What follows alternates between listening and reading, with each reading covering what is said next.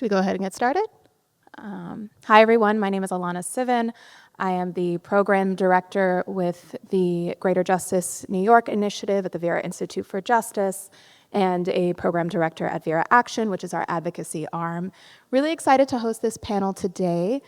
I guess we'll just start it off by going around and doing introductions, and then we can get into it. Okay, hi everybody. I'm Jeff Butts, and I'm a research professor here at John Jay. I just want to say when I heard Jennifer Jones-Austin's story about child welfare, that's where I got my start too. Before I was a researcher, I was a social worker with a state child welfare agency.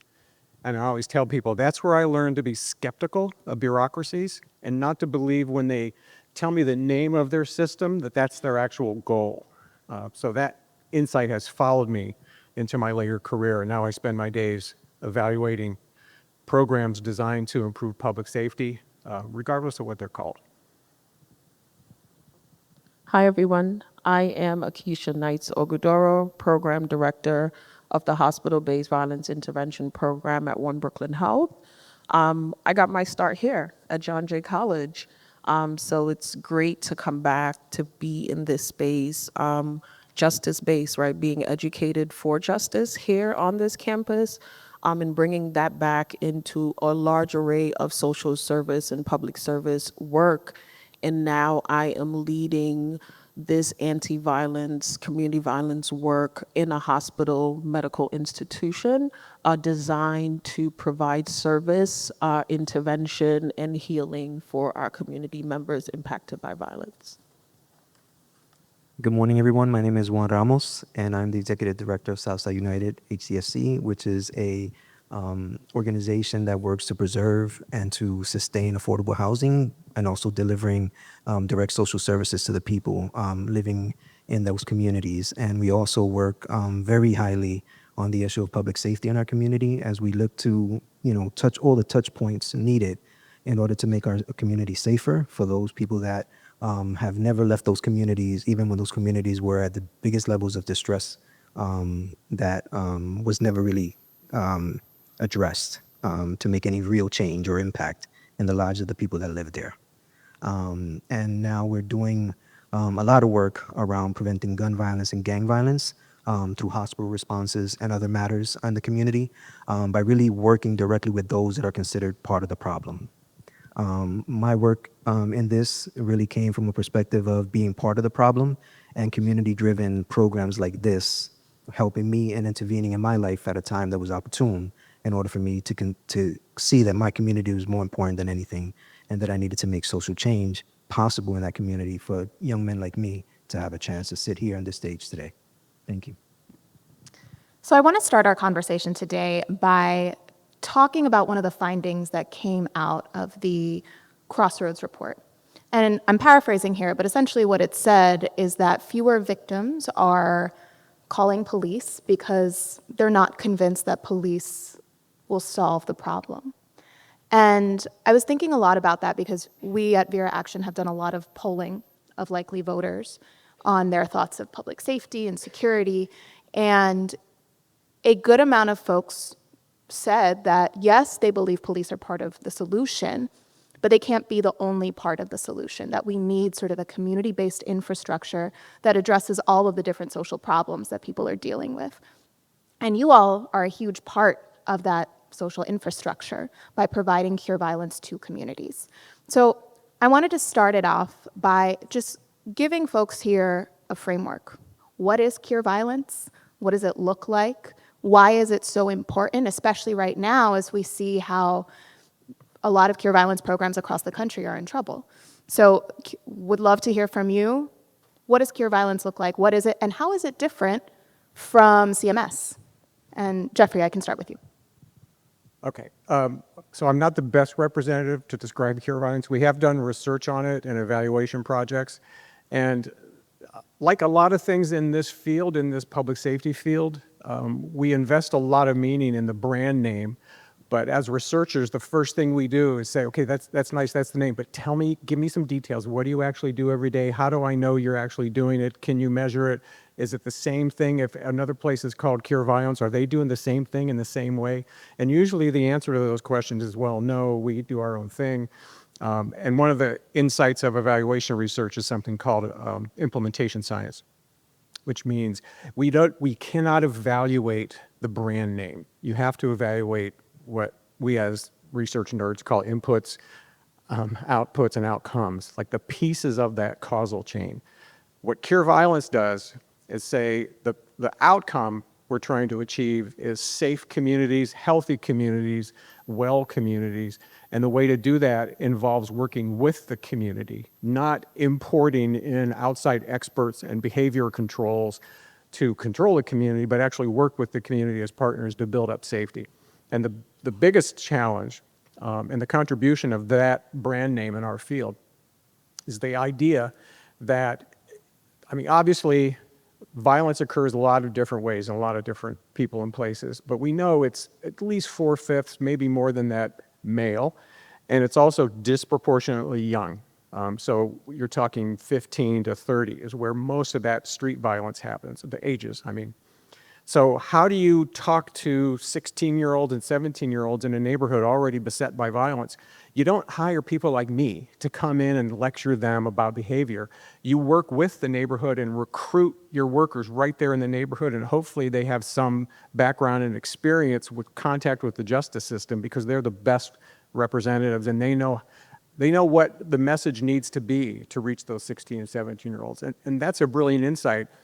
The challenge is organizing those people and then providing them with enough of a career track that it makes sense for them to put the rest of their life on hold while they do that work. And a lot of cities, even in New York, are not very good at that last part. So they'll pay people to be out on the street talking to people, going to the parks at midnight, and they don't pay enough for someone who's in that life to really invest themselves in that career. And then one more thing. So you mentioned CMS. So New York has a program, or it's not a program actually, it's a concept called crisis management system, which now people say is very distinct from Cure Violence. It was originally inspired by Cure Violence. And I would say it takes the Cure Violence insights and adds a bunch of stuff onto it, and I got in trouble once with a well-known supporter of CMS by saying that all the stuff they're adding on is the things we've been doing for more than 150 years, of finding the people most at risk, providing them with services and supports, and trying to turn their lives around. And granted, all very important, but why are we taking those old ideas and importing them into this innovative concept that's neighborhood-based and took a very different public health approach, and now we're turning it back into responding to people who are already in trouble and providing them with all those restorative services. Not to disparage services, but it harmed the brand name, in my view, of what Cure Violence started out to be. Akeisha, I see you nodding your head a lot. Do you have anything to add to that? I am thinking for Cure Violence, the idea of a credible messenger, the healing starting within, the shift from criminal justice to public health, right? That's what Cure Violence centers on. And I think that shift supports the community approach, right? We have to heal from within. So like Jeff said, you don't send someone like Jeff to address those issues or talk to that youth. It's their neighbor. So yesterday, for example, a patient's mom called me, former patient, 15-year-old, he got jumped. Mom is anxious about what's happening, and I called the CMS partner. This is this young man, please reach out to him. And they literally went to his home, right? In the hospital, I am able to make those connections to our CMS partners that utilize some ideas of the Cure Violence ideology. Now, adding old things onto this innovative idea, I think we need to have a combination, right? It can be a combination of innovation and things that in the community we know have worked. different, right? So it has to be specific to every community. What happens in Bronxville, in East New York, and Bed-Stuy may not be applicable in Williamsburg, may not be applicable in Bushwick. So I think the CMS system gives our community organizations, institutions, the opportunity to curate something that's specific and individual to their community. So I am standing up a hospital violence intervention program in Brookdale, at Brookdale Hospital, right? It hasn't been done before. There's been some semblance of the CMS work happening, but a program that, marshals hospital resources in partnership with community partners, right? And a wide array of community partners is something that hasn't been done in that community before. So being able to curate something that's individualized, that works, I can look at data, like Jeff said, right? Our work is driven by data in some capacities, and curate something that's specific to the Central and East Brooklyn community. So I'm hearing from both of you that there's sort of this tension. On one end, there's a real need for community-based solutions that are particular to the community, but there's also a need for a larger network for institutional support. So curious to hear from some folks on the ground. Juan, Basim, do you want to talk a little bit about how you navigate those tensions and how you can make sure that the help you're providing is specific to your communities? And hello, Basim. I want to just piggy off what she was saying. I think it was vital about every neighborhood is not the same, right? The same approach that we may take in Crown Heights is not the same approach that you would take in Bed-Stuy. And literally the neighborhoods is right next to each other. Just a lane that splits it, right? I think for this, it's like, yes, I think it was so good. Yes, we could take on crisis management as a new system or whatever, but it's the research that got to go with it, right? The new innovative research, right, that's going on, that's talking about, because we understand violence and how it works. It's also a generational thing, right? So for us, in my research, we understanding what's happening right now on the ground with the ages between 16 and 24 and what that mindset is like, right? And the culture shift that goes with it, right? I think that's so vital to understand the research depending on how your approach will be. Right? Can you rephrase the second question? Sorry about that. I mean, basically, how do you navigate sort of the need to be particular on the ground with also sort of the need to also collaborate with institutions? Go ahead. I think it's very important first to kind of go back to the original question, the CMS for secure violence, because I think a lot of the problems that we have with doing this work sometimes on the ground is that there are a lot of silos that are created within the work. And when you create the silos, that begins to pit one person's work versus the other, pit one community versus the other, and how they get the services that are supposed to be driven to them intentionally to help the situation. And I think that's part of the problem here, right? I'm in between that, right? I don't do cure violence. I don't do the CMS. I do what's called a public safety coalition, neighborhood safety coalition, where we believe that the active role is somewhere, like Jeff said, you're in between using that cure violence model, but also instituting, a piece that says that, hey, these should not be the only stakeholders here. There are other CBOs that are working out of this community. There are other stakeholders in the community that have a voice and have a say in what can happen.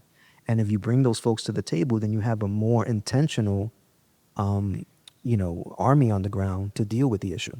When you begin to work in silos, though, that's when everything becomes a problem, because then we're competing for services, or we want to replicate what happened in Bed-Stuy to what happened in Crown Heights. And you can't do that because it's very particular.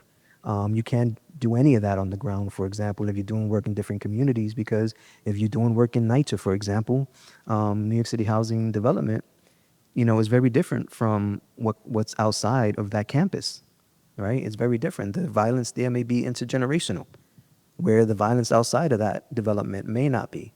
So you have to really begin to kind of look at the work on that smaller level and saying, what's happening in this community? How are the services delivered to this community? Because what all communities in this city, in particular, communities of color, have suffered is a high level of disinvestment. And when you have a high level of disinvestment, what you have is a community filled with people that are living with a high tolerance of pain. And when they live with a high tolerance of pain, hurting themselves doesn't matter. And hurting themselves can mean hurting that person that looks like you, hurting that person that looks like me, because we're the ones going through the same issue. And that's what we need to begin to do to undo some of the harm that's been done by institutions in the city, in this country, and specifically in communities of color. Can I add? I think that I want to encourage us to shift away from the narrative of fidelity to a brand, fidelity to a name, right? And shift to fidelity to people, to the community, right? I think that is the work, right? I think when we focus more on cure violence versus CMS versus OBH Vital, Lusoras, we are losing the people. And we're here for the community. And what we're doing is re-traumatizing them. What we're doing is continuing this cycle of oppression and systemic marginalization when we have a fidelity to the brand. Our fidelity should be to our patients, to our community members. We should definitely be using a people-centered community approach. So that's what I really want to encourage us to move in that direction and transfer the narrative from fidelity to brand to fidelity to people. If I just want to add one other thing to that, that is not just about delivering the services to a community. It's about who you choose to deliver that service to a community as well.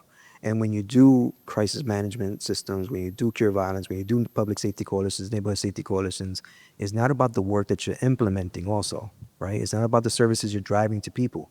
You as a service provider need to be very intentional about who you're hiring, right? A lot of this, you're going to hear us talk about sometimes about credible messengers, right? Those people closest to the problem that can have a conversation with someone who is part of the problem because they themselves live that, right? But we have to remember that sometimes we are asking people to do a specific kind of work in a community without really putting in the investment in to help them undo their own trauma before they can begin helping others undo the trauma that they're living with. And if we don't invest in those people, then we're doing a disservice not only to the people we hire, but to the people that we're trying to help and to the community that we're trying to change, right? And that's very important in doing this work. So I just want to kind of highlight that because it's very important. We often do not talk about that. I want to piggyback on. I think it goes a little bit deeper than who we choose. It's actually who can actually do the work, right? Who has the relationships, who has that credibility, who has the respect, and who's able to deliver that message in a way that they can understand, right? Who has the influence, right? To get those guys to come in the room and just be in the space to just listen, right? I think it goes real deeper than that. And then for us, for me, in our research, right, we know that this is predominantly in New York is a gang network, right? On down from national gangs to local gangs. So in my experience, and I know Juan can speak to this because we work together in Crown Heights, it's predominantly street networks, right? So for us, if we are looking for that person, it will be persons in that network, right? And pick on Juan too, bring them in and give them competitive salaries, right? Invested in them, right? Giving them skills that we have as well to be in these spaces to go out in their neighborhood and replicate these things that we're talking about. So I want to, and you've all elaborated on this a little bit, but I want to get a little bit more into it. You've talked about this need to have fidelity to people and a people-centered approach. What does that look like? It sounds like it looks like hiring the right folks, making sure they're from the community and they're able to reach out to people in the community, supporting those folks with good salaries. What else? Is there a certain language that we need to move away from when we're talking about that approach? Are there certain approaches that we need to stray away from? Talk a little bit about that. I would say first, it definitely goes into the engagement part. First is understanding the community that you are trying to serve, right? It's more than just, it's overstanding that community, right? Meaning like the territory of it, the historical facts of the neighborhood, right? The family history ties to it, right? Again, the networks, right? the beefs and all these that have took place, the people, right? Understanding that and then start engaging with these people, right? Relationship building is key, like on a whole nother level, right? It's not that just come in and sit down and tell me. It's like really, I'm going to your house. I want to meet the parents and mom. I want to understand the family structure of where you're coming from, your environment. I want to spend time taking you to your block and stuff like that. So it goes a little bit more than just, hi, how you doing, and come into this space, right? It's really deeper than that to understand where you can engage and apply your solutions and stuff like that. I think it's important also, and Basim touched on this, because the importance of who you hire to go into these communities and begin to broach a conversation or even a relationship with someone who you want, for example, to put down a gun, who you want to stop that gang violence, is very important to find, yes, a credible messenger that's going to deliver that message to a young person, that can engage a young person in that message. But it's also very important for those of us who hire folks that are doing that work to make sure that we're not just hiring someone because the credibility is that good or the story is that good. We really need to work with that person and make that person understand that I'm not sending you into this community to continuously read your autobiography, to continuously build who you were to the point where you don't know how to separate yourself from that person. I'm sending you into that community because I want you to use your story to inspire change in someone else. And that's very hard to do. And that's why I continue to harp on the fact that the work that you're doing as a service provider isn't just with that community, it's with that person you hire. It's very important to understand that, because this work can be very successful in minimizing violence in our communities, and really addressing the issues that are in our communities, to the point where if we understand how to do this work perfectly, there'll be no reason why we can't call each other to handle a problem or a situation or a beef or however you want to relate to it, instead of calling the police. Right? We can do that as a community. And going back to something really quickly that Jeff said earlier, I don't believe in not bringing some of that old historical stuff into doing this work. Because I can tell you from experience that this isn't something that the Panthers or the Lords weren't talking about. They were talking about PTSD. They were talking about trauma in very different ways. Right. And what we can't do with this work is professionalize it to the level where it's ineffective. The other challenge is, and I probably agree with 90% of what you all said, but it worries me when the people-centered, center it in the community becomes almost like, I would say, a faith-based movement. Like, don't ask us to prove this, we know it works. Because that exposes this model, the public health approach, to, imagine we elected people to run the country who were ardently opposed to community health and well-being and just defunded all these programs. That could happen. It's reality. Yeah. So you need to think about not what the current officials, whether it's the mayor or the governor, state agencies, you might be really lucky right now to have some people in your, supporting you in your corner, but they could go away and you'd get a new crew of people that come in and say, what is this community stuff? No, we want more law enforcement. We want more searches. We want, and it just upend the whole thing. And my maybe naive view of the world is that if you do quality research, not the usual kind of TikTok, crap that you see everywhere, but credible, supportable, evidence-generating research, that it might help push back on the future politicians who seek to undermine you. I also recognize, though, that, again, we could end up with politicians who don't care about evidence and are not persuaded by facts. So it's not like that's the perfect solution, is to do quality research. But it has to be in our toolkit to be able to say, I understand that you have doubts about this program, but look at our results. Shootings were here, shootings are here, and it's not just a cycle of change. There's a lot of concepts in research that people don't get. One of them I would point out to you is regression to the mean. And if there are researchers in here, they know what that means. It means if something's relatively high, you can expect it to be low the next time you look. And if it's relatively low, you can expect it to be higher the next time you look.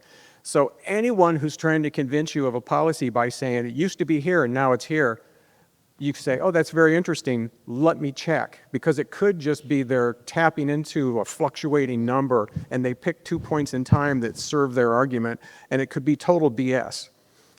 And you just have to be careful. So you need professional researchers to help you prepare for the scrutiny that could come your way to protect your program model with credible information.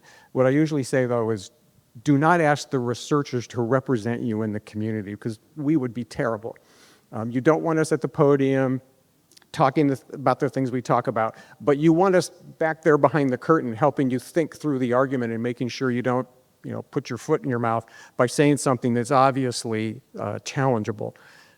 So it's important.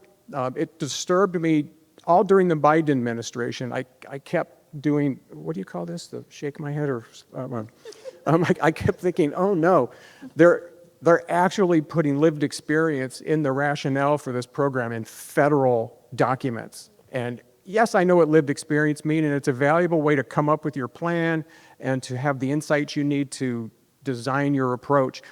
But don't tell those members of Congress that we don't need to evaluate our program because these people with lived experience tell us it's good. That's not enough. So have a partnership with researchers, find someone that understands you and listens to you. That's the main thing. We're terrible, but researchers like to preach and talk statistics and use vocabulary. If they're not listening to you, thank them for coming and make them go away. Yeah. But if they're your partner and they want to understand your world and work with you to build that evidence, you've got a good partner, and you need that research partner. I want to speak to definitely key point, especially on the quantitative and qualitative side. For me, as a PAR researcher, I didn't know the importance of that until really when I am speaking to politicians, policymakers, or people who are in foundations, stuff like that, who we asking for some money. I didn't know that most decision makers, when they are making a decision, is from a quantitative, it's only from the numbers part, right? So when I did ask, someone was like, all right, when you're making this decision, right, and you're making this ethical decision about people's lives, how is that you're just basing this decision off numbers, and how does that explain the whole story? So it's like, that's why I love your work, because it has a qualitative side, because the numbers here, but it's the story that's behind it that explains these numbers, right? To this point, yes, it might be low or it might be high at one point, but this story behind it supports it, right? So now that if a decision is made with a mind and with the heart, with thought and emotion, right? And that's how it should be when we are making decisions about people's lives, right? And on the other point, as a PAR researcher, challenge you a little bit on this, Jeff, as a PAR researcher with the lived experience. I think it helped not just me, but the people who I work with in CJI understand the data better, right? And then also, it was putting me in the position to not only be part of all phases of that research, survey design and collection of it, from analyzing to coding that data to presenting, right? So it was not just the person with the lived experience, right, that was gathering this data, but also made it comfortable for others to bring in and share their stories, to be part of this data, but it's the presenting of the data for me. It's like me, not only that I'm a part of the study that we are studying, but it's also like I'm telling the story. I'm controlling that narrative, not somebody that's outside who did not have this lived experience, but just came on and gathered in the data front. But I think it's better from the person who has the lived experience to tell that story from that point, right? I think it's just a better dialogue from somebody who's distant from that and just reading your data and understanding it from that point instead of having that lived experience. It's more in depth, it's more understanding, it's more a conscious connection to it, it's more empathy to it, right? That you could share through that story. Yeah.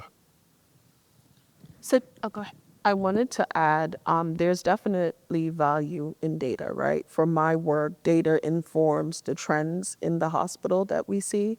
It informs how I create and optimize workflows, right, to better serve the patients with violent injuries that are presenting to the hospital. So we know we need more response within this time frame. We see more patients with violent injuries come in Friday through Sunday, 9 p.m. to 3 a.m., right? We're seeing trends that we're seeing while gun violence is an issue. We're seeing in our data, it's primarily stabbings. We're seeing that it's primarily assaults. We're seeing that assaults are there's a direct correlation between assaults and substance use, right? We're seeing while a lot of the CVI work is centered around ages 15 to 25. We're seeing trends of 30 and older. Our senior population are coming in with injuries. So there's definitely a space for data, right? There's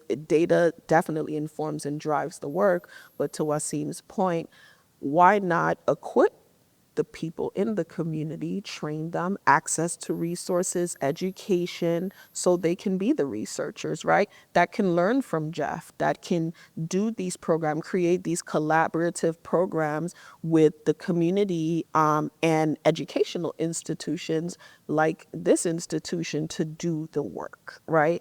I firmly believe that the work has to come from the inside. We do need structure and guidance. However, I do not believe that it needs to come from the outside. What I am seeing with these requests for proposals, some of these requests for proposals for research, I think as a program leader, doing this research isn't going to harm my participants, right? If you're asking me to do a qualitative study, how is it impacting my patients? Am I just focused on getting the data so I can get the funding, right? Which is kind of like a rat race, right? And we want to work around that where we have qualitative data. How about we focus on the implementation? Is this a viable program? Is this reducing crime? Is this minimizing recidivism? Is this improving the health of the patients that's coming into the hospital? How are we bridging the gap between health institutions, as this is a public health issue, and the community? So there's definitely space, and I do think we have to figure out how we can strengthen the partnerships, but how research requests can be more culturally affirming, how research requests can be more people-centered and trauma-informed. If I could just really quickly just say one thing, that it's very important, and I agree with everyone that data is important, right? It's what helps drive services. It's also what gets those institutions that want to kind of invest in the work, for lack of a better term, to invest in the work. But that's where I think that partnership is very important, because that lived experience cannot be replaced by numbers. We have to understand that through great data, through great research, there's also a lot of trauma associated with that research, especially for people of color and communities of color, because the research often has been used to drive the things that continue to keep them institutionalized, right? And we cannot forget that, because to people that look like me, numbers could mean the numbers that we constantly get used to, because it's a number that we're given when our name is removed from us and we're institutionalized in a prison. Numbers are associated with why there are a number of prisons that are being built in our country versus investments in communities. Numbers and data is attributed to the fact that we don't look at the fact that some of the poorest zip codes in this country have the highest levels of incarceration in this country, right? So data has been driven in a way at times where it's hurt people, especially in communities of color. And that's why the importance of that lived experience within the research is very important. It's very important because you hear the stories behind that. We're not just numbers, we're people. And I don't want us to forget that. Just to pick off that, the lived experience and the research, right? And all that we just discussed, that's an impact right there, right? You can, with the word, I'm doing research, so I'm still like recidivism, I'm still trying to understand in the measurement of that, right? and the whole common sense of that as well, right? But for me, it's like we must be innovating in the spaces.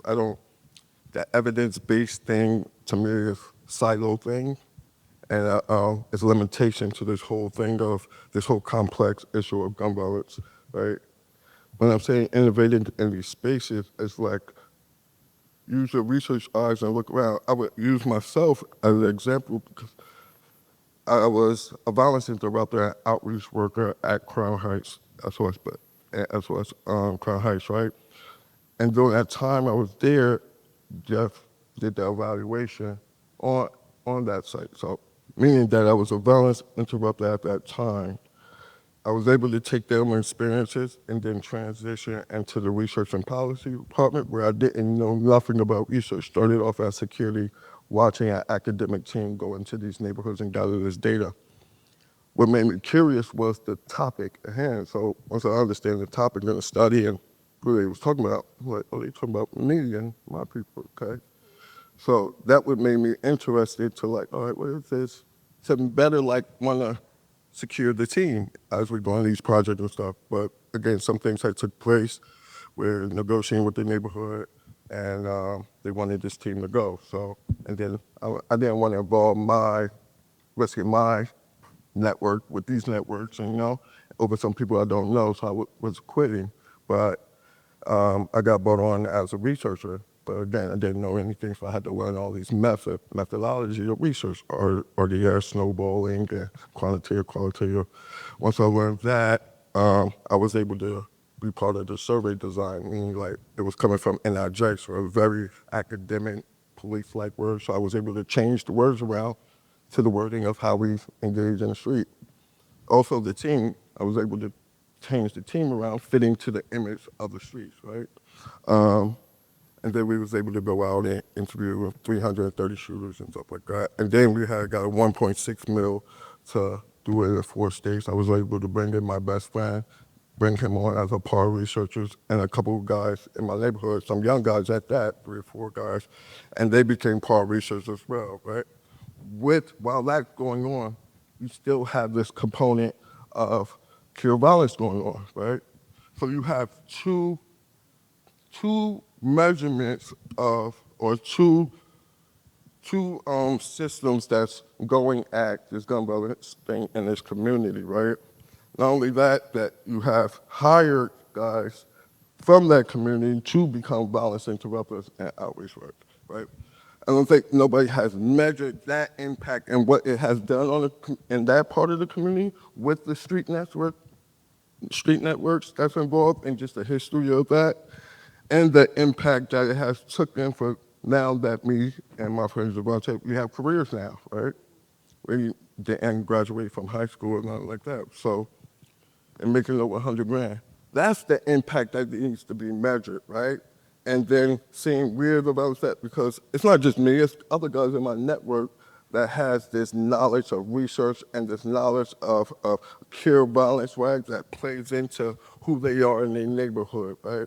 And I think if you can do a measurement from that time, from like 2012 to now, I think you'll see a big reduction in how that community is moving and how they address gun violence now.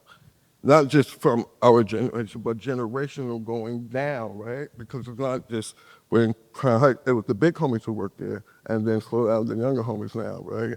So, and now it's set up like homies that people who come home, they can go right into SOS because they have knowledge and stuff. I think that's the impact right there that needs to be measured, and the success that's there also.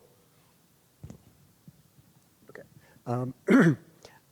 So the next time we design a study, I want this to be the advisory group, because we would probably come up with a good plan.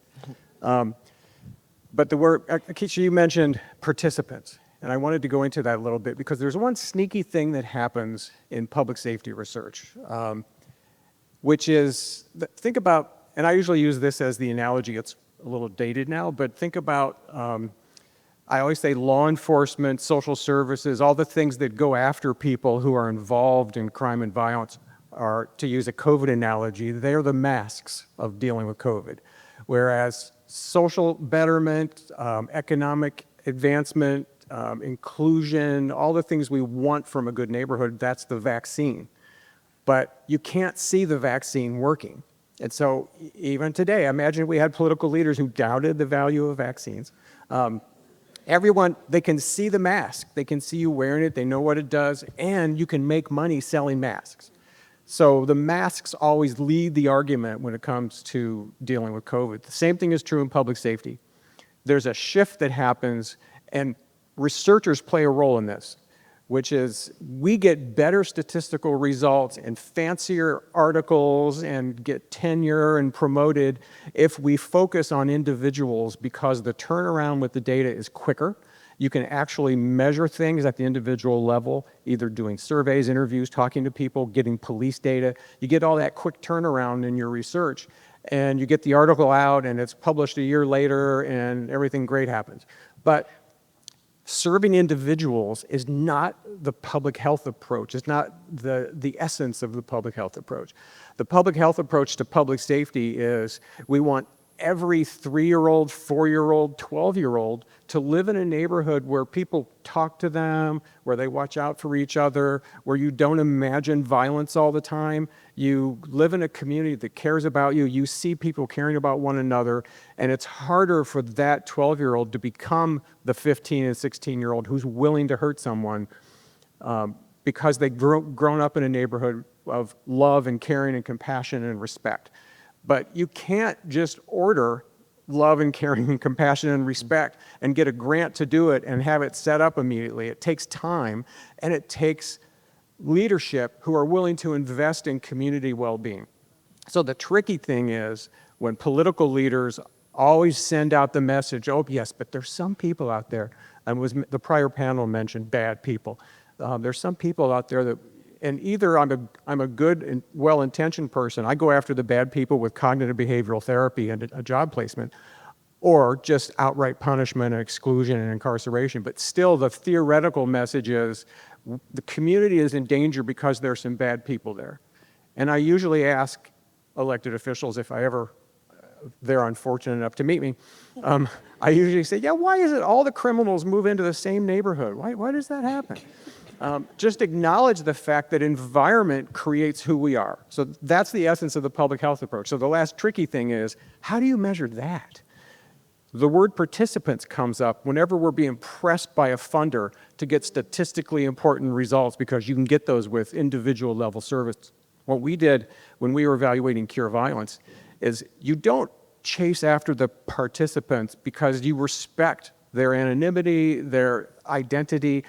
You ruin the program if you say, you've got to sign up and do this survey, and we're going to ask you all these questions. What we did was measure the perceptions in the community of, I think we focused on, had to be at least 18 for IRB reasons, 18 to 30-year-old males.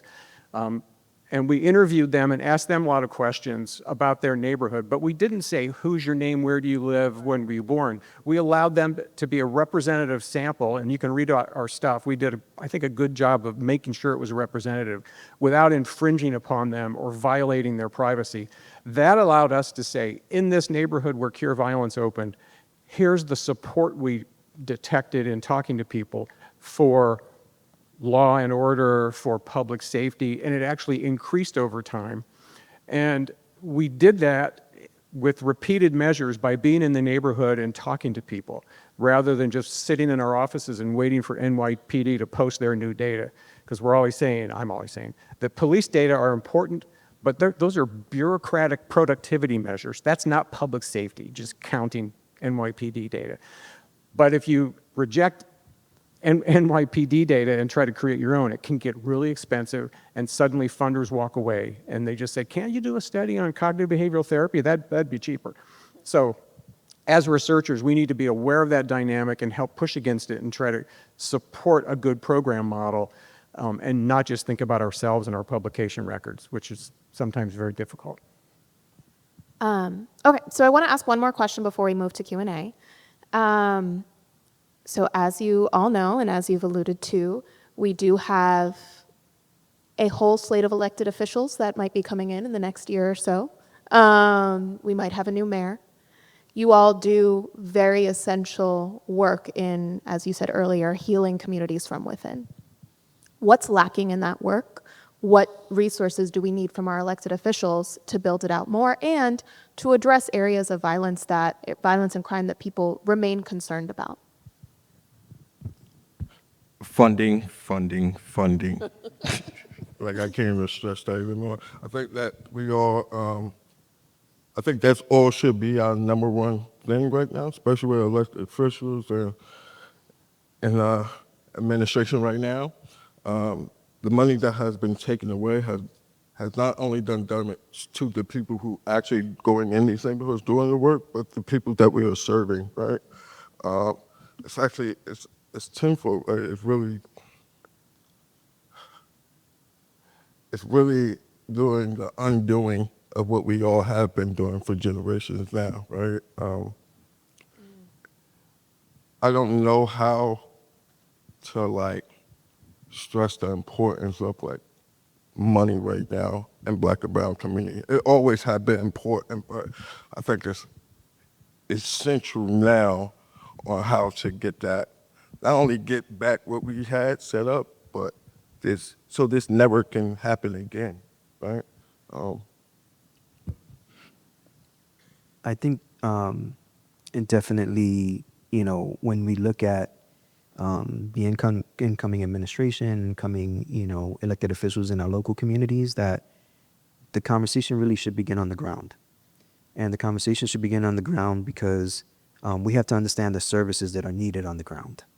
And what we often do is kind of prescribe like this one big antidote to how to fix communities, when you should be looking at how locally they're impacted by the systems that are already in place that were meant to do good, right? Because if you look at the stress and the trauma behind a lot of the people that live in those communities, they're overwhelmed by the institutions that are supposed to bring good things to their lives. They're overwhelmed by it, sometimes so consumed by it that they'd rather walk away from help. And we need to change that concept, right?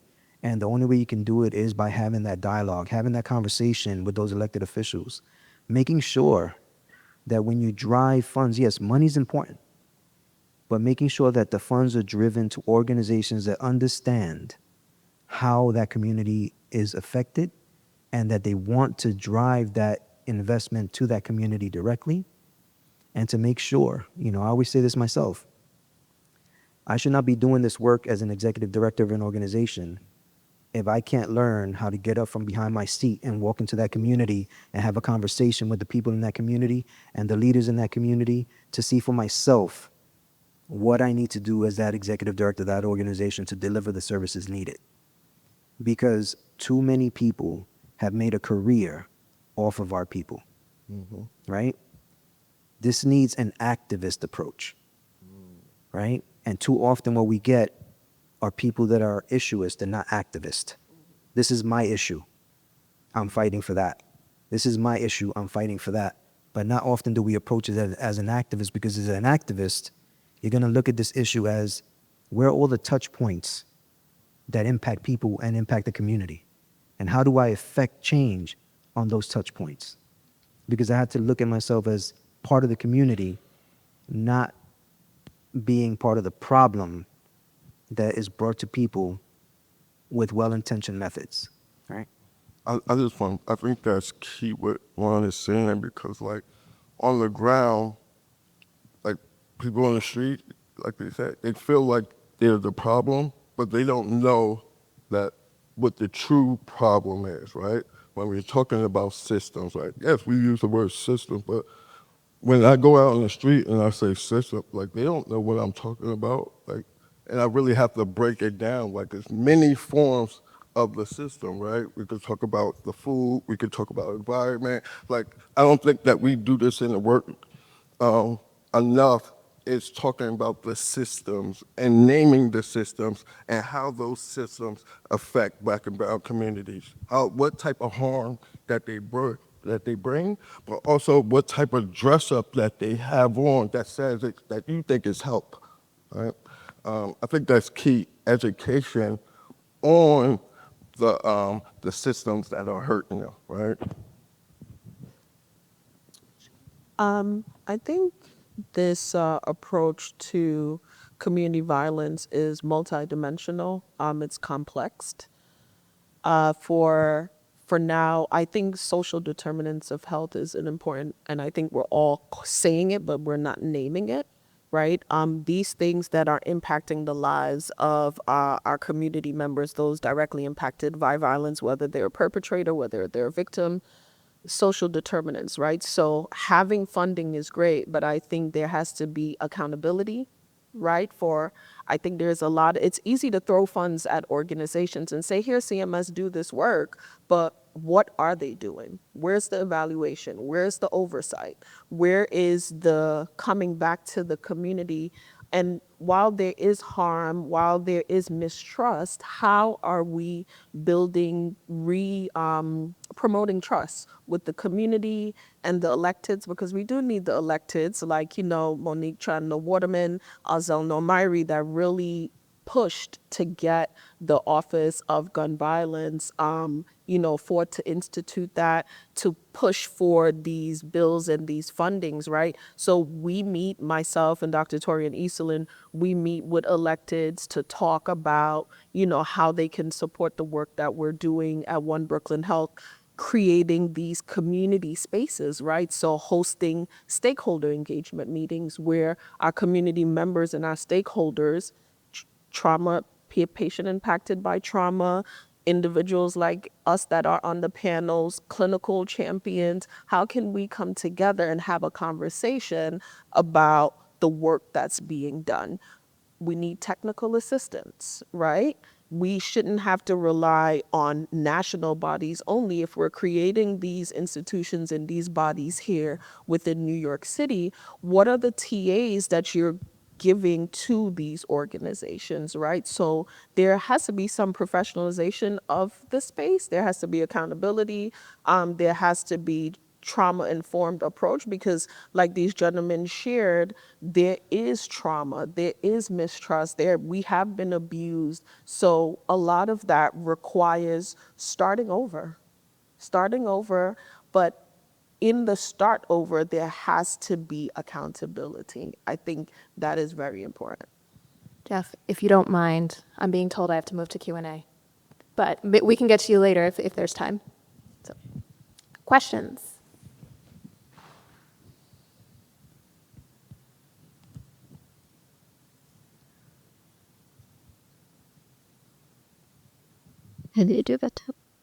Unseeable the question. I know, I can't see the questions. Is somebody else doing that? Oh, okay. Good morning. Thank you for coming. And I want to thank the other previous panel as well. I don't really have a question. I just have a comment. Shout out to Fountain House and shout out to Fortune Society right quick. But I like what you said, brother, about we're not just numbers. I don't know about statistics. I don't know about research. I never really liked that in school. But I know about the block. I know about, being free 1 minute and then being incarcerated the next. I know about being in recovery many years, sober and clean. I don't know about being in no gang.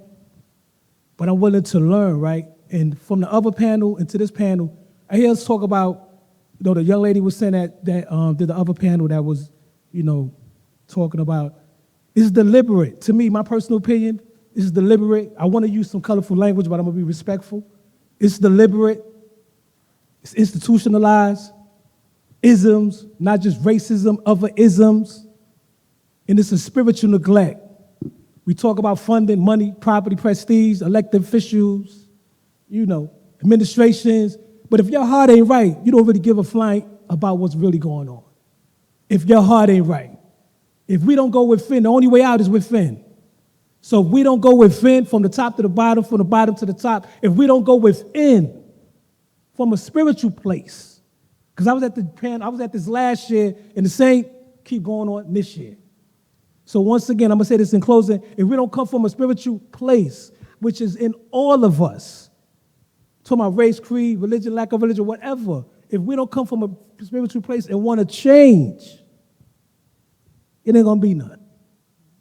And we could talk about it all day long, another panel, 2026, 2027. It could be the same thing, ongoing and ongoing. And if nothing changes, nothing changes. Thank you.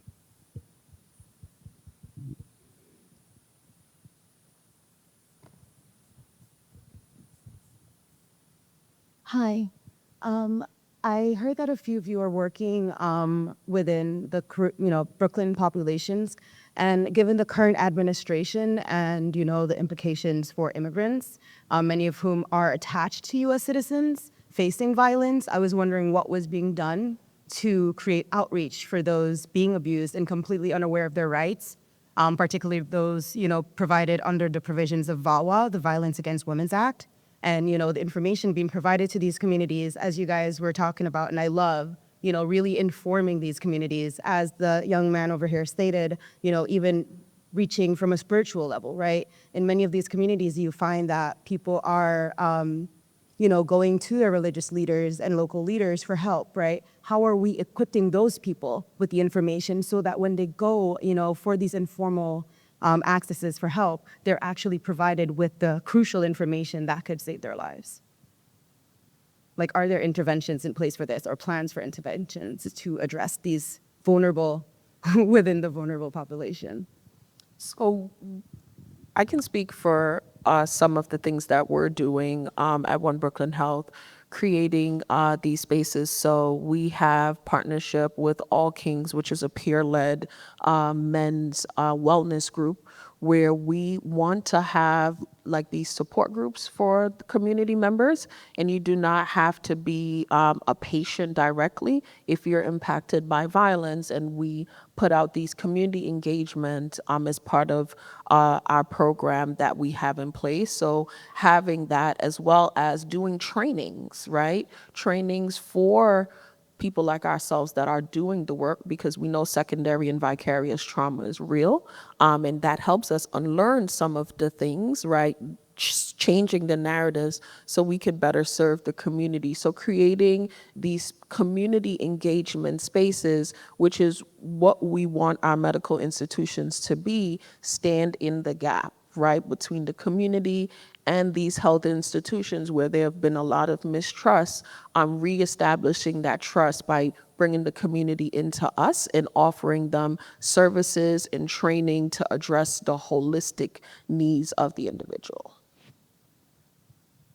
I think it's very important. And again, this is why I think that looking at the different strategies that are implemented in communities is not the true essence of the conversation we should be having.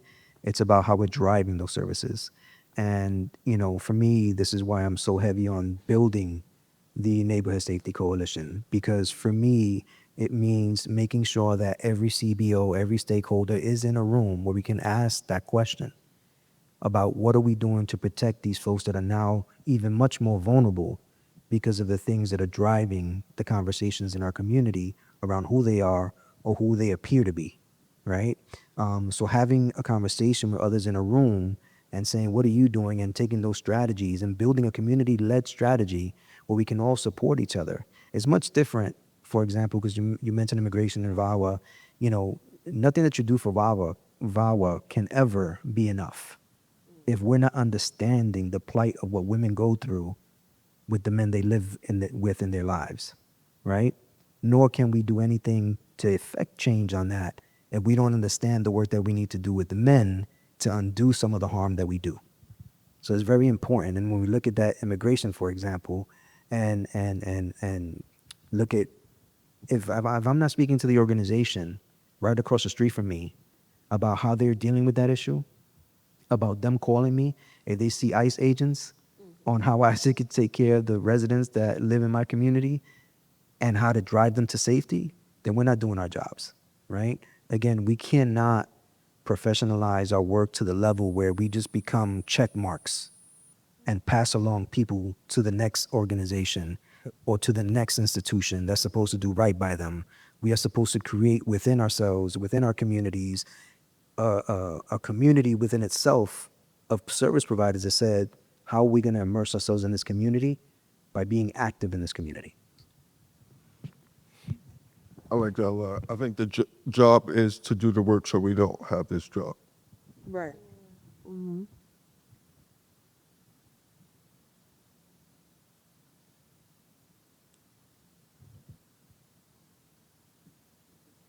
Okay.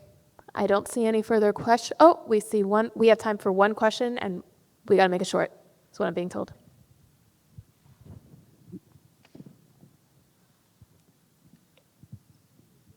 Thank you again to all the panelists.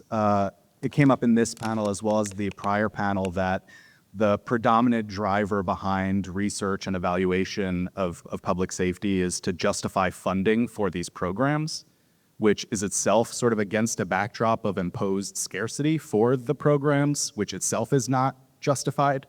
And so I wanted to ask you all how you would see what research for public safety and what research of these programs for continually improving the efficacy of the programs would look like if it weren't being driven by the imposed scarcity, if it were being driven by other reasons why we want to be understanding the purposes of and the function of these programs.